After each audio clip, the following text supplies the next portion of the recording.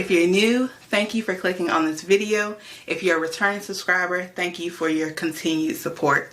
This video is going to be a little different than my normal. I am recapping on episodes 4 through 6 of the Apothecary Diaries. Let's get into it. Episode 4 starts with Mao Mao sniffing food as she is a taste tester for one of the Emperor's courtesans. Now, I have a terrible sense of smell, and this would definitely not be a type of job that I could get hired for. In episode 4, Mao Mao is approached by the Emperor. He's requesting her aid in the care of Lady Liwa, as she is still very sick from the white makeup powder. This isn't a request that Mao Mao can refuse, so of course she agrees to help in her care. The Emperor approaching Mao Mao to help in the care of Lady Liwa, I think this goes to show, and I will continue to rag on the court doctor. The Emperor trusts Mao Mao more than he does his own court doctor. At least I think so. I don't even see how the court doctor is still collecting a paycheck. Mao Mao makes several attempts to see Lady Liwa, but Lady Liwa's ladies-in-waiting refuse to let her near her. These women are petty and mean AF. It takes Jinshi noticing what they're doing to Mao Mao, and then of course he comes over with his charm and is able to get Mao Mao into Lady Liwa's rooms. It shouldn't have come to that, by the way. Mao Mao is there at the request of the Emperor. Upon seeing Lady Liwa, Mao Mao is able to determine that the woman is on her deathbed, and for some reason still has the white face powder on her face, even though Jinshi took measures to get the makeup powder banned. Turns out the HBIC in waiting was still putting this face powder on Lady Liwa for vanity purposes.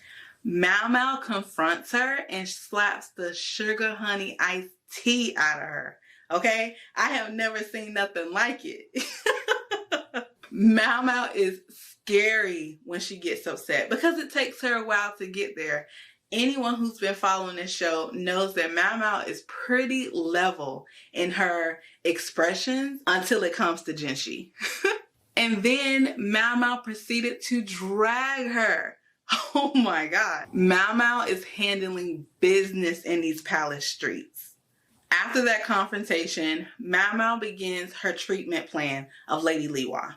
During that time frame, Mao Mao watched her diet, made sure she got fresh air, and even with the help of Jinshi, was able to get a sauna built for the lady to sweat out the toxins from the makeup. Meanwhile, through this episode, you can see visibly that Mao Mao is tired. She's putting in long days and completely devoting herself to the care of Lady Liwa. All the while, Jinshi is keeping an eye on Mao Mao and checking in. I noticed in this episode there was more of a solemn tone. I believe, of course, this is given the situation with Lady Liwa. I'm not sure of the professional or accurate terminology, but I also noticed that the movements, specifically with Mao Mao, were more loose, flowy. Again, I don't know what the accurate terminology for this is, but I like that added touch and style to the animation of this episode. By the end of episode 4, Mao Mao is able to return to Lady Gyokyu, but before she leaves, Lady Liwa expresses to her concerns about future fertility and her attractiveness to the Emperor. Mao Mao can't address her fertility concerns, but there is a tip that she picked up from the women in the brothel. The tip apparently works and brings the Emperor back to Lady Liwa's bed.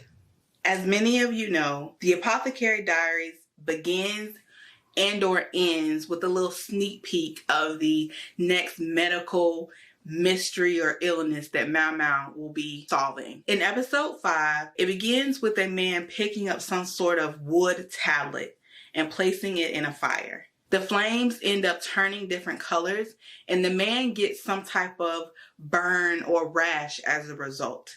These flames also end up changing colors. Now, the next scene completely took me by surprise we get to see Jinshi in all of his pectoral and abdominal glory.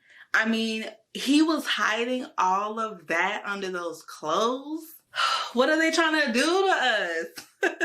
In the months that Mao Mao has been serving Lady Gyokyu, the court doctor seems now to appreciate and like her presence.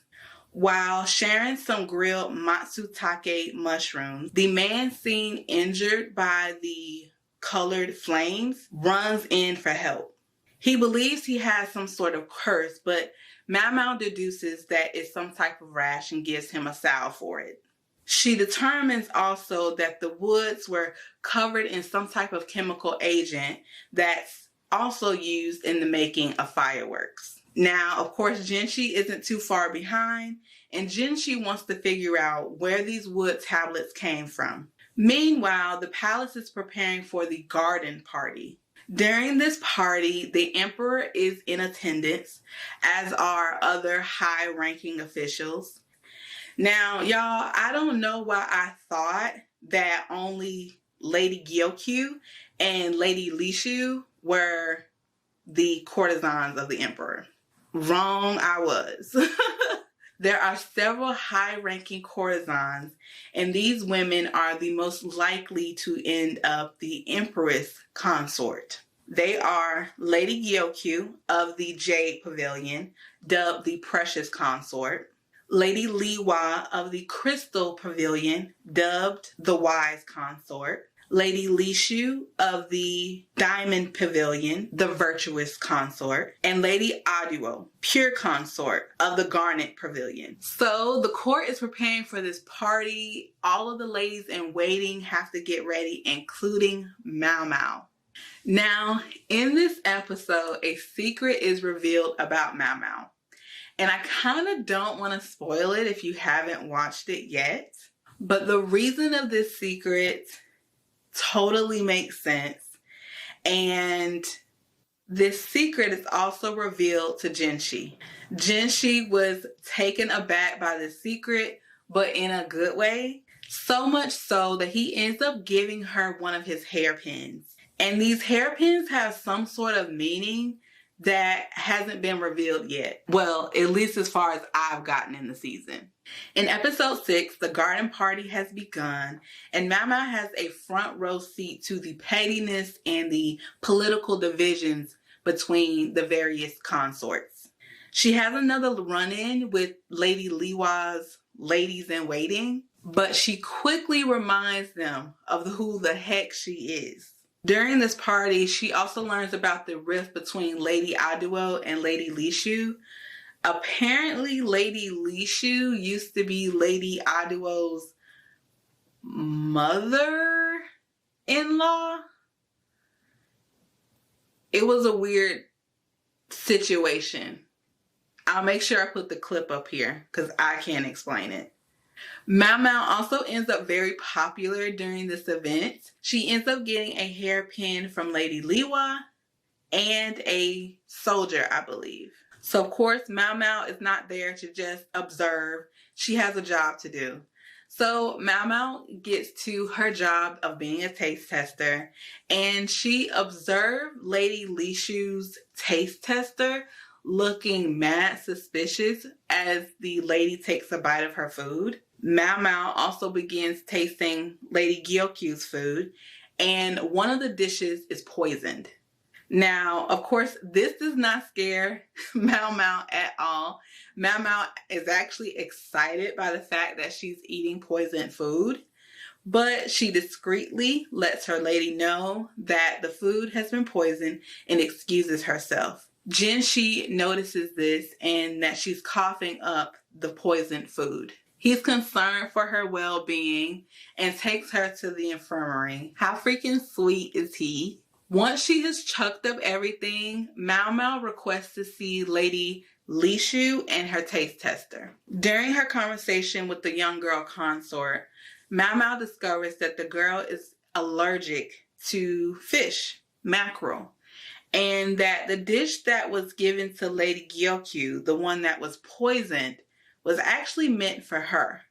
Now, Mao Mao makes this discovery but doesn't really announce it. But of course, Jinshi is no dummy. He catches on, and they believe that somehow maybe the lady in waiting for Lady Lishu was involved, or possibly that there's someone in the rear palace trying to poison Lady Lishu. So we have two mysteries going on. One, the mysterious wooden tablets that burn different colors and cause a supposed curse. And two, the attempt on Lady Lishu's life. I'm excited for the next couple of episodes. Hopefully you are too. I am loving the attention and the helpfulness that Jinshi is giving Mao Mao, even though she cringes when he's all sparkly and such.